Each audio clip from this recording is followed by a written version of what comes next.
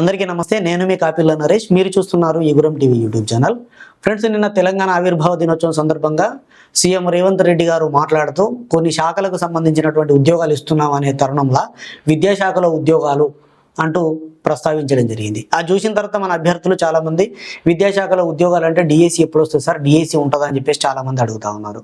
So నేను కూడా నిజంగానే డిఎస్సి వస్తుందేమో అని చెప్పేసి పొద్దున్న నుంచి నాకు తెలిసినటువంటి కొంతమందికి కాల్ చేస్తే విద్యాశాఖలో ఉద్యోగాలు అనేవి నిజమే కానీ అది డిఎస్సికి సంబంధించింది కాదు అని చెప్పారు.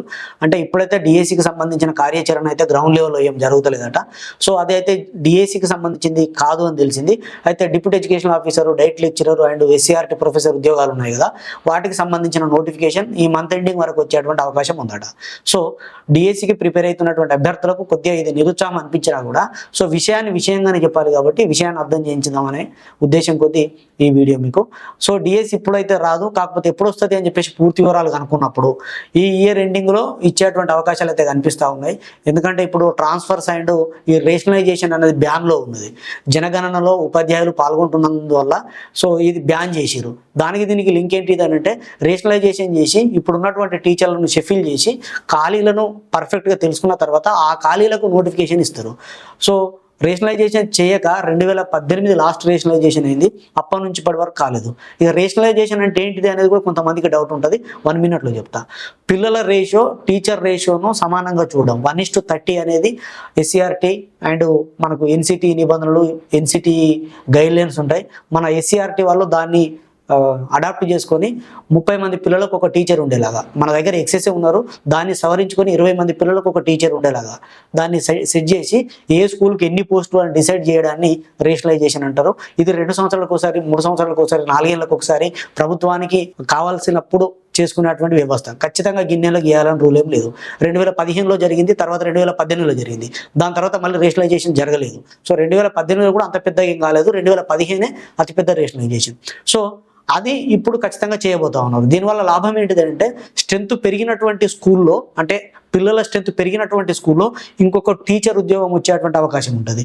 స్ట్రెంత్ లేక టీచర్ పోస్టులు ఎక్కువ ఉన్న స్కూల్ నుంచి టీచర్లను తొలగించేటువంటి అవకాశం ఉంటుంది. తొలగించడం అంటే తీసేసడం కాదు, అక్కడ పోస్టును తీసేసి శాంక్షన్ పోస్టులను తగ్గించి ఎక్కడైతే అవసరం ఉంటుందో అక్కడ పెంచుతారనమాట.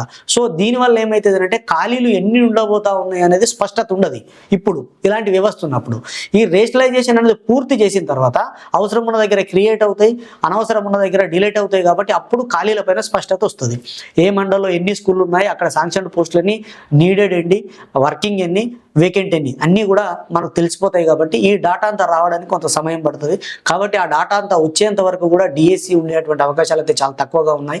కాబట్టి ఇప్పుడు మనకు ఉన్నటువంటి సమాచారం మేరకు 8,000కు పైగా నింపబడేటువంటివి అండ్ 12,000కు పైగా ఉన్నటువంటి ఖాళీలు ఉన్నాయని తెలిసింది. అంటే 12,000కు పైగా ఖాళీ ఉన్నా కూడా ఎప్పుడు 100% ఖాళీలను నింపరు. కేవలం 7,000, 8,000 ఉద్యోగాలతో డిఎస్సి నోటిఫికేషన్ వచ్చేటువంటి అవకాశం ఉంది. బట్ ఇప్పుడు కాదు, ఈ రేషనలైజేషన్ అయిపోయిన తర్వాత.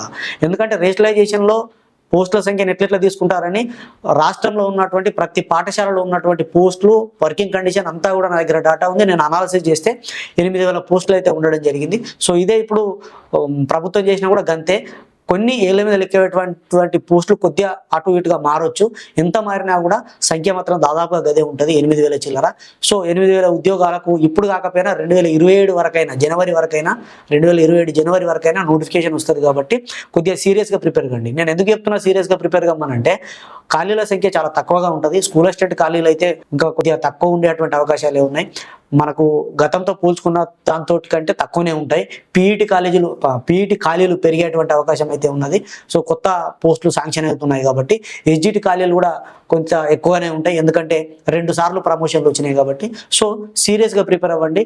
ఇక్కడ కాంపిటీషన్ అనేది చాలా పెరుగుతూ ఉన్నది. ఎవరైతే సీరియస్గా ప్రిపేర్ అయ్యి టాప్లో ఉంటారో వాళ్ళకు మాత్రమే ఉద్యోగాలు వచ్చే అవకాశం ఉంటుంది. టైం వేస్ట్ చేయకూరి, టైం పాస్ చేసుకోకూరి. మీరు ఈ కోచింగ్ తీసుకోరి, ఆ కోచింగ్ తీసుకోరి, డబ్బులు ఖర్చు పెట్టురు అని నేను అంటలేను. మీ ఓన్గా ప్రిపేర్ కండి. మీరు ఎక్కడ ఏది తీసుకోవాల్సినటువంటి అవసరం లేదు.